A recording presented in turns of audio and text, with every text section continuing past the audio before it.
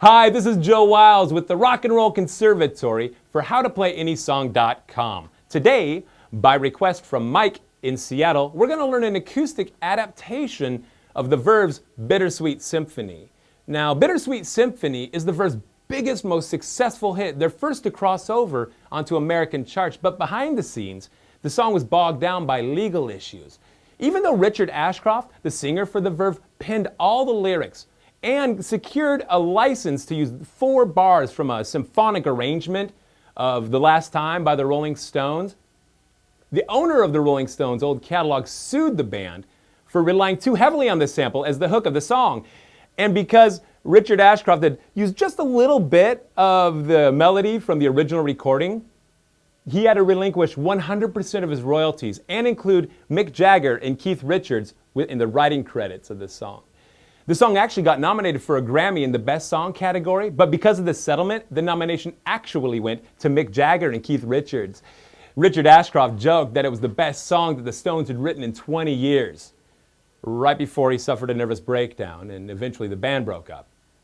The song is actually pretty easy. It's variations on 3 chords that are repeated over and over again. What we're going to learn is variations on those 3 chords through the verse, a couple different variations for the chorus to kind of separate them. We're also going to learn the melody and how to incorporate that melody into the chords. Let's get started.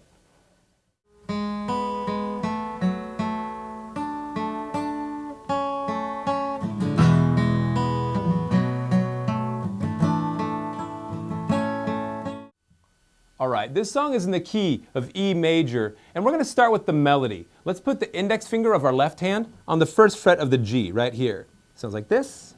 Then we're going to hit the open B string, then back to the G. Just those 3 notes. Then we're going to slide our index finger up to the 2nd fret of the G, right here. Put our ring finger on the 4th fret of the D, the string below it. We're going to hit the G, and then the D, back to the G. And that's the second little bit. We're keeping these fingers here. I'm going to add my middle finger to the 3rd fret of the B string. And then I'm going to hit the B string, then the G, back to the B. I'm going to lift up my middle finger and roll my index finger down to pad the 2nd fret of the G, which it's already on, and include the 2nd fret of the B. So I'm kind of barring just 2 frets there on the 2nd fret. I'm going to hit the B string, then the G, back to the B. This is what that riff sounds like slowly.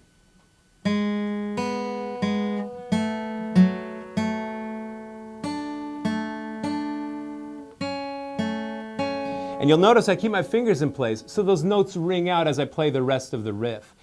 Now we're going to incorporate the melody into the 3 chords that rotate through the song. The 1st chord is an E major. It's your index finger on the G. I'm going to put my middle finger on the 2nd fret of the A string and my ring finger on the 2nd fret of the D here. This is what that chord sounds like. So I'm going to strum that chord once, and keeping that chord in place, I'm going to hit the G, the open B, and back to the G. So it sounds like this. Then I'm going to switch chords.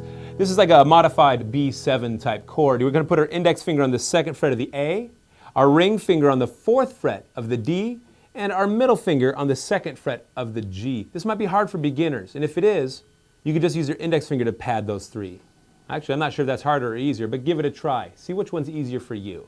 I'm going to play it like this: 2nd fret of the A, 4th fret of the D, 2nd fret of the G, and I'm going to strum that chord from the A string down. Then I'm going to hit the the G rather, down to the D string, back up to the G. This is what that sounds like. That easy. The next chord is an A suspended 4th chord. Now, because I have fat fingers, I use 1 finger for this. I'm going to pad the 2nd fret of the D, 2nd fret of the G, and 2nd fret of the B.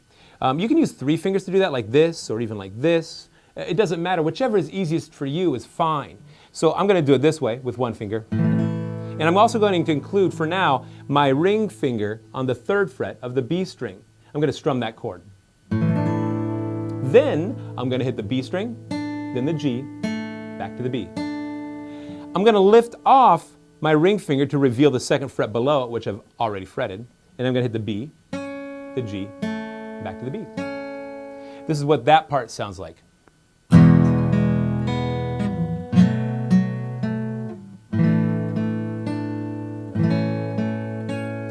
So added in with the melody slowly, it sounds like this.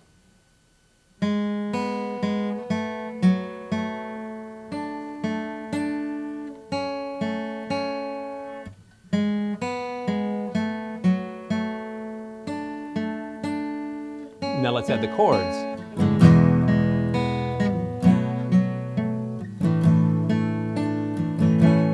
And again.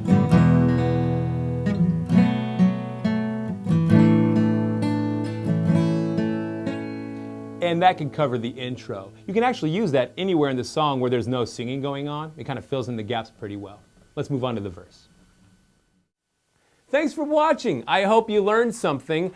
If you want to learn the whole adaptation, you're going to have to go to our actual website, howtoplayanySong.com. Also, subscribe to us here on YouTube. We're also on Facebook, so subscribe to us there. Follow us on Twitter. We often update that stuff with music news and Today in Music History, and you'll be the first to know when we release new tutorials. So I'll see you there.